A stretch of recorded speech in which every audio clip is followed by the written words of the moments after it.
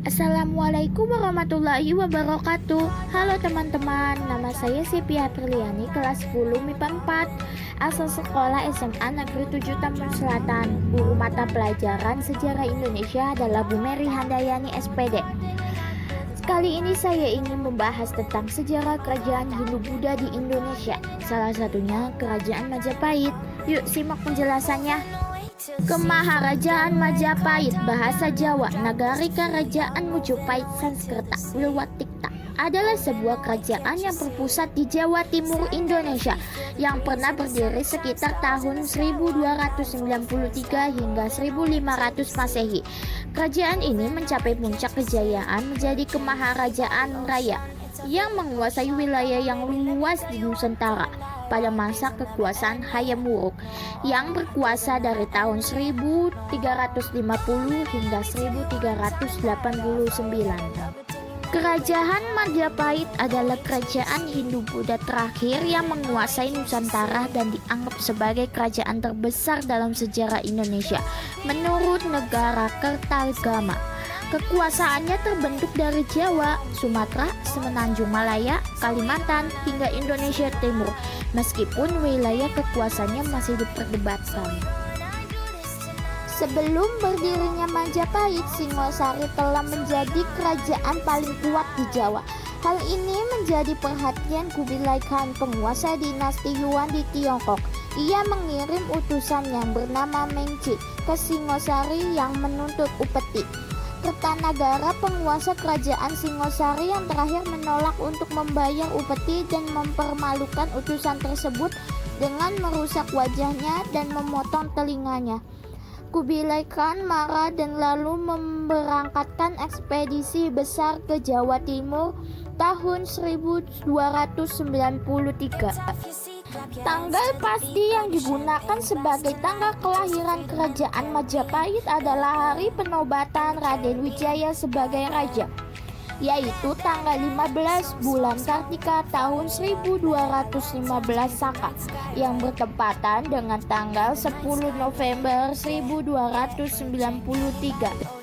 Ia dinobatkan dengan nama resmi Kertarajasa Jayawardhana. Kerajaan ini menghadapi masalah. Beberapa orang terpercaya Kertarajasa termasuk Ranggalawe, Sora, dan Nambi memberontak melawannya. Meskipun pemberontakan tersebut tidak berhasil, pemberontakan Ranggalawe ini didukung oleh Panji Mahajaya, Ra Ardayasidi, Raja Ranwaha, Ra Lintang, Ratosan, Raglatuk, dan Ratati. Tersebut disebutkan dalam para raton. Slamet Nurjana menduga bahwa Mahapati Halayuda lah yang melakukan konspirasi untuk menjatuhkan semua orang terpercaya raja agar ia dapat mencapai posisi tertinggi dalam pemerintahan. Namun setelah kematian pemberontakan terakhir Kuti, Halayuda ditangkap dan dipenjara dan lalu dihukum mati. Wijaya meninggal dunia pada tahun 1309. Putra dan penerus Wijaya adalah Jaya Negara. Para raton menyebutnya Kalagemet, yang berarti penjahat lemah. Kira-kira pada suatu waktu dalam kurun pemerintahan Jaya Negara, seorang pendeta Italia, Odorico da Pordenone, mengunjungi Karaton Majapahit di Jawa.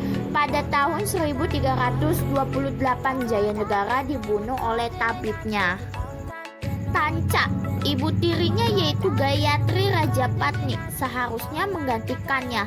Akan tetapi Rajapatni memilih mengundurkan diri dari istana dan menjadi biksuni.